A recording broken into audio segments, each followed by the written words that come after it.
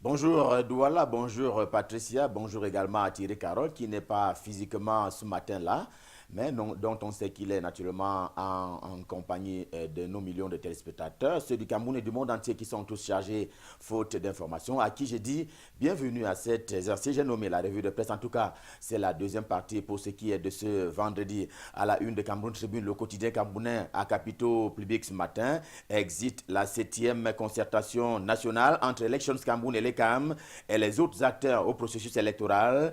Ils étaient hier réunis au palais de congrès de Yaoundé dans l'optique d'impliquer chacun et tous et sous-tendre l'élection présidentielle du 7 octobre prochain par le consensus jusqu'en début de soirée. Eh bien, les échanges sont allés bon train, mais non sans des oppositions alors enregistrées. À la fin, renseigne Cameroun Tribune, le code de bonne conduite de 2011 a été adopté pour être reconduit et un communiqué final livré en plénière a donc sanctionné les travaux relatifs donc à cette septième concertation naturellement entre Elections Cameroun et les autres acteurs au processus électoral. À la une de Cameroun Tribune aussi ce matin, la santé maternelle. Le journal annonce pour très bientôt le recrutement de près de 10 000 sages-femmes. Question de combler le déficit dans certaines formations hospitalières du Cameroun. La nouvelle est d'ailleurs venue de la voie la plus autorisée, c'est-à-dire celle du ministre André Mamafouda de la Santé publique.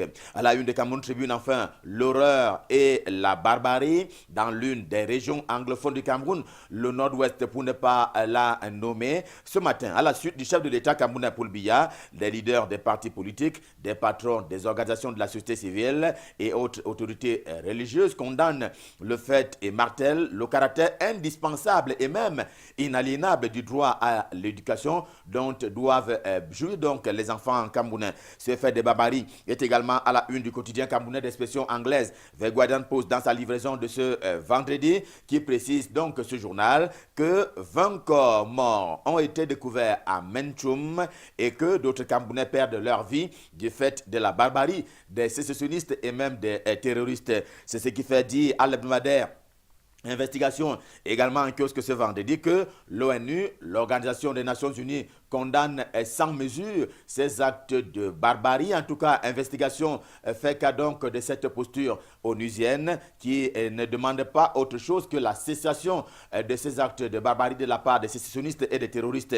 Et quand il vient dans le tour de l'hebdomadaire de Horizon qui livre également son information en langue anglaise, il s'agit de lire que la France et même la Grande-Bretagne, selon qu'on le lit donc à la grande une de Horizon ce matin, eh bien, sont d'avis avec l'opinion, qui est d'ailleurs une opinion communément partagée par la communauté nationale mais également internationale, et il s'agit d'une opinion qui appelle au cessez-le-feu, qui appelle donc à la fin des actes barbares des terroristes qui agissent donc dans les deux régions du nord-ouest et du sud-ouest camerounais. C'est d'autant plus que le gouvernement camerounais justement est sur le terrain, mais le terrain de l'apaisement. L'hebdomadaire, l'anecdote également en kiosque ce vendredi fait dire qu'au rang des mesures qui visent et qui participent donc de cette volonté d'apaisement du gouvernement camerounais, il y a la suspension de la vente d'armes au lieu de l'ensemble du territoire national. La dite mesure est simplement confinée maintenant aux deux régions du nord-ouest et du sud-ouest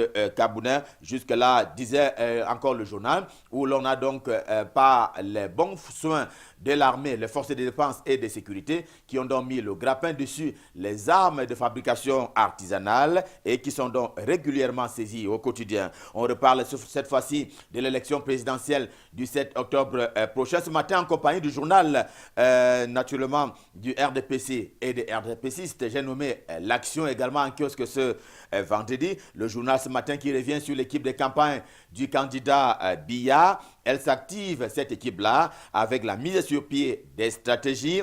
Une réunion est d'ailleurs annoncée pour se tenir le 12 septembre prochain, ici même à Yaoundé. Ce sera sous la conduite de Jean Koueté, le secrétaire général du comité central du Rassemblement démocratique du peuple camerounais, qui a donc son candidat, à savoir Paul Biya. L'action propose pour cela les membres et même les noms de ces sous-commissions qui seront donc à pied d'œuvre dès le 24 septembre prochain, date donc de lancement de la campagne pour l'élection présidentielle. Et puisqu'on parlait du candidat du RDPC, l'hebdomadaire Dominis également en kiosque ce vendredi se pose une question, mais une question qui fâche pour certains cas. Elle est relative à son après-Biya Qui donc pour succéder à la tête de l'État après Paul Biya? Eh bien, le journal n'y voit qu'un candidat dit unique de l'opposition, un candidat dont il dresse d'ailleurs un portrait robot qui proviendrait donc de l'opposition politique. En attendant, l'Union des populations du Cameroun UPC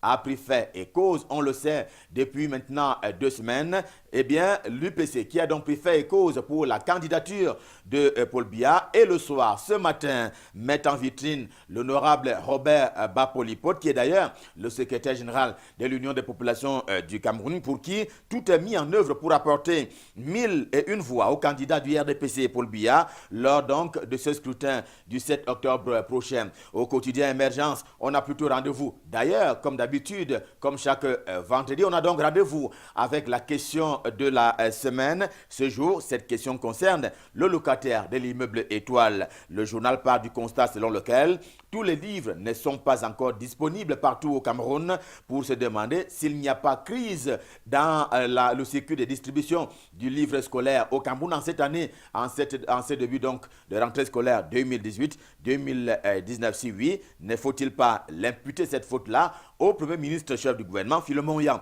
Les responsabilités sont partagées sur ce coup-là, déclare Diaouro Rumen, qui fait donc partie des experts à qui le quotidien Émergence donne la parole ce matin. Le problème étant pour Aimé Cyprien Olinga que c'est une question qu'il faut adresser au pouvoir public et notamment aux politiques qui manifestement a fait faillite sur ce coup-là pour n'avoir pas attribué le marché aux locaux pour cet homme politique. Eh bien, c'est au CPR qu'il fallait attribuer le rôle de production du livre scolaire. René Charles Kung conclut, puisqu'il intervient également dans ce dossier ce matin, il conclut qu'il faut blâmer le politique camerounais qui n'a donc pas mis un accent sur les intérêts locaux en refusant naturellement d'attribuer la production du livre à une entreprise nationale. Dans la page politique, signalons encore avec le journal L'Orphelin également en kiosque ce vendredi, cette autre descente sur le terrain du ministre Paul Atangandji de l'administration territoriale, lui qui était à la fois à la SOPECA mais également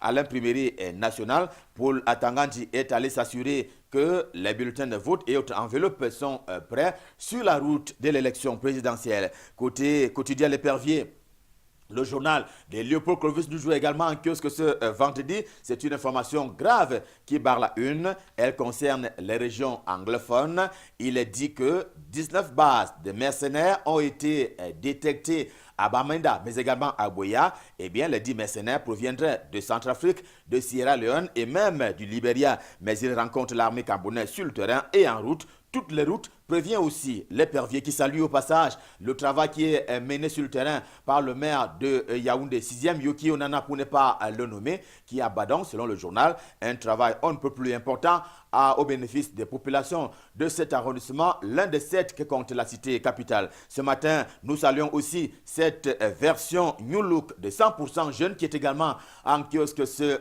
vendredi, on va dire, à l'entrée du week-end. Le magazine Youth and People fait danser les lecteurs avec Dadju, Linda Raymond, Fanik et Daphné, dont les chansons sont dévoilées de façon écrite ce matin. Eh bien, l'acquéreur des 100% jeunes ce vendredi ira aussi à la rencontre des Ruby. Elle est petite, mais elle est grande, indique dans le journal. C'est un personnage qu'il faut aller découvrir dans 100% jeunes. Et avec 100% jeunes, stop fin pour la revue de presse Made in Yaoundé. C'était le dernier rendez-vous de la semaine. On prend le suivant, le prochain, 7h lundi prochain. Et notre cœur sera toujours enflammé de joie. Question de vous servir. D'ici à là, comme d'habitude, je vous souhaite de passer d'excellents moments, toujours en compagnie des programmes de Canada International. Et je repasse l'antenne à Douala pour repasser le pouvoir entre les mains de Patricia pour la suite et la fin de Canal Matin. C'est à vous Patricia, c'est à vous Douala.